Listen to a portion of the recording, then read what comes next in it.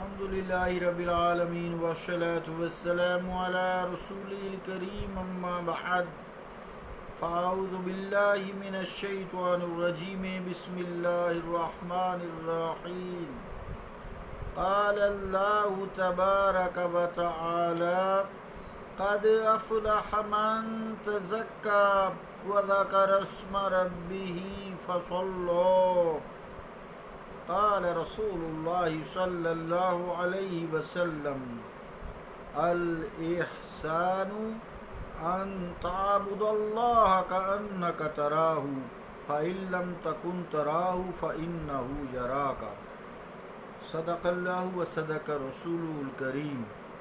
عزیزان گرامی قدر، ایک آیت اور ایک حدیث پاک کا حصہ تلاوت کیا ہے۔ آیات کا ترجمہ یوں ہے: بے شک اس نے فلاح پائی جس نے اپنے آپ کو پاک کیا اور اپنے رب کا نام لے کر نماز پڑھی۔ حدیث پاک جو مشکات شریف کی کتاب الایمان فی الاسلام والاحسان سے ہے، اس کا ایک حصہ ہے۔ پوچھا گیا جب مل احسان، احسان کیا ہے، تو آپ صلی اللہ علیہ وآلہ وسلم نے فرمایا الاحسان ان تعبد اللہ کأنک تراہ فإن لم تکن تراہ فإنہ یراک۔ ترجمہ کیا ہے کہ احسان یہ ہے کہ تو اللہ تعالیٰ کی عبادت اس طرح کرے گویا تو اسے دیکھ رہا ہے۔ اگر یہ کیفیت تجھ میں نہیں پیدا ہوتی، یعنی تو اسے نہیں دیکھ رہا، تو یہ خیال کر کہ وہ تجھے دیکھ رہا ہے۔ اللہ اور اس کے رسول کا قول سچا ہے۔ عزیزان گرامی قدر، تصوف سلوک کا جو معیار ہے، اس کو تاریخ اسلام کے آئینہ میں ڈسکس کیا جا رہا تھا، تو کفر و شرک کا جب اندھیرا ہوا، تاتاریوں کی بات ہو رہی تھی، پھر ان میں ہی اولیاء کرام نے کوشش کی اور وہ دین اسلام پر آ گئے، جہاں وہ مسلمانوں کے دشمن تھے، اسلام کو سپورٹ کرنے لگے اور اسلام کی شہدائی بن گئے۔ شاعر نے کہا یہاں تک ہم پہنچے تھے، ہے ایاں آج بھی تاتار کے افسانے سے، پاسباں مل گئے کعبے کو صنم خانے سے۔ حضور کریم علیہ السلام کا جو مقدس اعلیٰ ترین دور ہے وہ 30 سال ہے۔ 30 سال ہے جس میں حضرت حسن علیہ السلام نے، جب وہ دور پورا ہوا 6 ماہ بعد، تقریباً 5 ماہ 25 دن یا 6 ماہ اوسطاً حکومت کو ٹھوکر مار دی گئی جب بادشاہت کا نظام آنے کی کوشش کر رہا تھا۔ ایک حدیث پاک میں آپ نے فرمایا کہ خیر قرنی قرونی، کہ سب سے بہترین میری صدی ہے، ثم الذین یلونہم، پھر میرے بعد کی صدی ہے، ثم الذین یلونہم، پھر اس کے بعد کی صدی ہے، یعنی آپ کی صدی، پھر صحابہ کی، پھر صحابہ کے بعد تابعین کی، جن آنکھوں نے صحابہ کی زیارت کی، یہ بہترین صدیاں گزری ہیں۔ اس کے بعد دنیا میں فتنہ فساد کی آگ بھڑک اٹھی، مسلمان بھی دنیا کے لالچ میں حسد، بغض، کینہ، حرص، لالچ، طمع، غفلت، کبر، بادشاہوں کی تعریفیں، روٹی کے پیچھے علماء سو بھی کرنے لگے، اور جہاں سے ان کو کچھ دانہ ملتا وہ چگنے کے لیے ادھر ہی کی تعریف کرتے، اللہ تعالیٰ کے رسول کے احکامات کو پس پشت ڈال دیتے۔ یہاں تک کہ ایران سے حضرت داؤد طائی، حضرت ابو القاسم گرگانی، حضرت ذنون مصری رحمۃ اللہ علیہ یہ اٹھے، تو انہوں نے ایسے مرکز بنائے۔ عربی میں ایسے مرکزوں کو زوایا کہتے ہیں۔ زاویہ ایک ہوتا ہے، زوایا جو ہے وہ جمع ہے، جہاں دین اسلام کی تبلیغ کے ساتھ تزکیہ نفس کی تربیت بھی کی جاتی تھی، جس میں اللہ تعالیٰ کا قرب پیدا ہوتا تھا، عرفان الہی پیدا ہوتا تھا، اور یہی لوگ صالحین کہلائے، اولیاء کرام کہلائے، جس کے بارے میں قرآن مجید نے بھی فرمایا ہے وَمَن يُطِعِ اللَّهَ وَالرَّسُولَ فَأُولَٰئِكَ مَعَ الَّذِينَ أَنْعَمَ اللَّهُ عَلَيْهِمْ، وہ لوگ جو اللہ تعالیٰ کے رسول کی اطاعت کرتے ہیں وہ ان لوگوں کے ساتھ ہوں گے جن پہ اللہ نے انعام کیا ہے، من النبیین، والصدیقین والشہداء والصالحین ومن یطع اللہ والرسول فاولئک مع الذین انعم اللہ علیہم. وہ کون سے ہیں جن پہ اللہ نے نام کیا؟ من النبیین والصدیقین والشہداء والصالحین. اور اللہ کریم فرمایا وحسن اولئک رفیقا، اور تمہارے یہ کتنے ہی اچھے ساتھی ہیں. تو یہ تین شخصیات اٹھی 300 سال کے بعد، 3 صدیوں کے بعد. یہ ایرانی نژاد لوگ تھے، نیک لوگ تھے، صالح لوگ تھے، ہمارے ساتھی بن گئے، مسلمانوں کے ساتھی بن گئے. انہوں نے مسلمانوں کی تربیت شروع کی، کفار کو تبلیغ کی.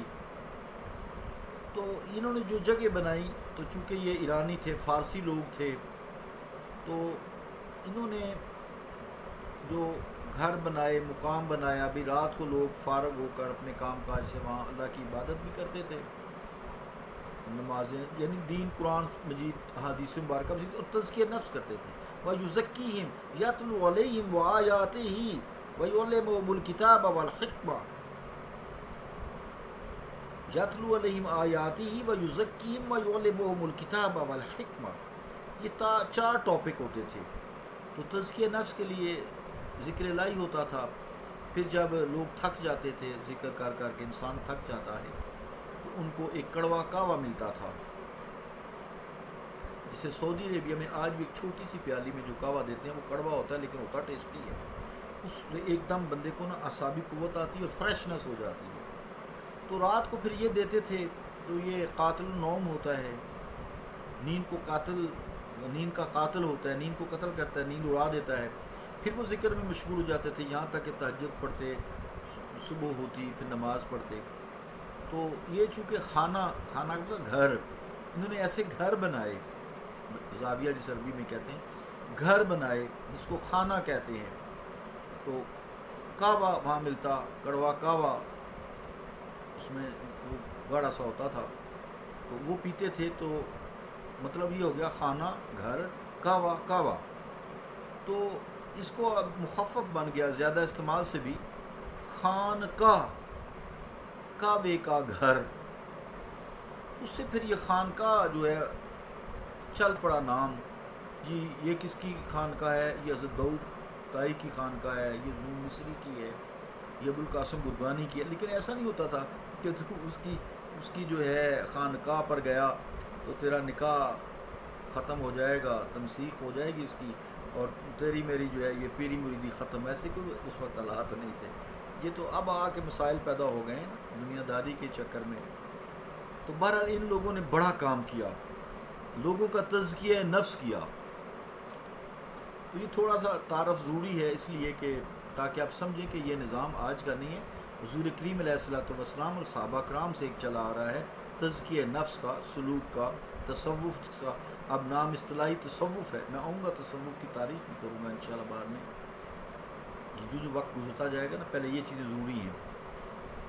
اب اس میں شک نہیں ہے کہ یہ لوگ نہ ہوتے تو مسلم سوسائٹی بہت عرصہ سے ہی دم توڑ چکی تھی. مادیت پرست کا دور تھا، مادیت کے سرکشی کے گھوڑے تھے، اس ہوس، ایمان ختم ہو گیا تھا. رسماً اگر کوئی کہیں عبادت بھی ہوتی تھی تو وہ ہوتی تھی، یقین کا خاتمہ ہو گیا، اللہ تعالیٰ سے جو تعلق تھا وہ ماند پڑ گیا. معاشرہ کا جو اخلاق ہے، اس کا معاشرتی اخلاق منقطع ہو گیا. یعنی اخلاص، احتساب، بہت ساری برائیاں آ گئیں. اسے ہم کہتے ہیں باطنی برائیاں آ گئیں. تو امت جو ہے باطنی برائیوں کا شکار ہو گئی. قلب کی، روح کی جو یہ بیماریاں ہیں، یہ جب پھیل جاتی ہیں تو ان کا طبیب نہیں ہوتا، مشکل ہوتا ہے، آج بھی مشکل ہے. تو جو لوگ تھے دنیا پر ٹوٹ پڑتے ہیں، پھر لوٹ کھسوٹ کا کام شروع ہوتا ہے، جاہ و منصب کے لیے کوشش ہوتی ہے، مال و دولت کے پیچھے لوگ دوڑتے ہیں، ایک دوسرے سے آگے بڑھنے کی کوشش کرتے ہیں، حرص و طمع کا بازار گرم ہوتا ہے. غرض کہ دین کا وہ شعبہ جو نبوت کے شعبوں میں ایک اہم شعبہ ہے، جسے قرآن مجید نے یزکیہم سے تعبیر کیا ہے، یعنی تزکیہ نفوس اور فقہ باطن، یہ بالکل معطل جب ہو گیا تھا. تو ان ہستیوں نے، جن کے میں نے 3 نام لیے، یہ آغاز کیا. اور پھر اس کے ساتھ انہوں نے بہت سارے لوگ ایسے تیار کیے جو اس کام کو سر انجام دینے کے لیے ہمہ تن مصروف رہتے تھے.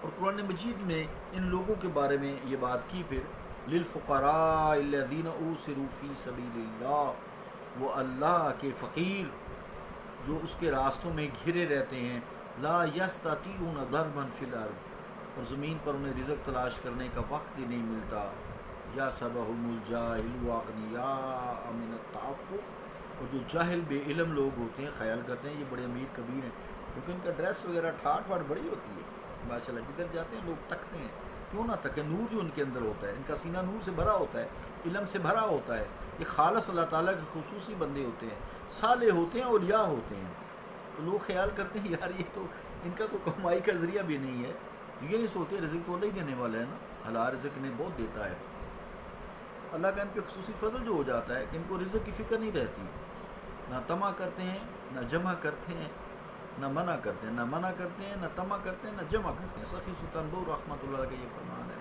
ایسے لوگ دیکھیں میں نام ایک اور لے جائے تو بہت سارے ایسے لوگ آئے، تو وہ جو آیت میں پڑھا تھا کہ لوگ خیال کرتے ہیں جاہل کہ یہ بڑے امیر کبیر ہیں، غنی ہیں، اور یہ لوگوں سے مانگتے بھی نہیں ہیں، تو مصطفیٰ کریم علیہ السلام نے چہروں سے پہچانتے ہیں ایسے لوگ، اولیاء کرام کو، تعرفون بسیماہم، اے مصطفیٰ آپ انہیں چہروں سے پہچانتے ہیں، لا یسألون الناس الحافا، یہ لوگوں سے لپٹ لپٹ کر نہیں مانگتے، جیسے حکومت نے بلایا تو بھاگے جاتے ہیں، نہ کوئی چکر نہیں، تو اللہ رب العالمین بہت ٹائم ہوئے، مہربانی فرمائے، یہ تھوڑا سا تعارف چلے گا انشاءاللہ تعالیٰ، آپ تھوڑی تھوڑی چیزیں سمجھتے جائیں گے، پھر ہم روح پہ آئیں گے، پھر آہستہ آہستہ انشاءاللہ تعالیٰ یہ تزکیہ نفس کا جو ہمارا ویسے چل بھی رہا ہے، وہ آلریڈی ہمارا آج کل نفس لوامہ ہے، اس کا ذکر چل رہا ہے آج کل 40 دن کے لیے، صلی اللہ تعالیٰ علی رسول خیر خلقہ محمد وعلی آلہ وصحبہ اجمعین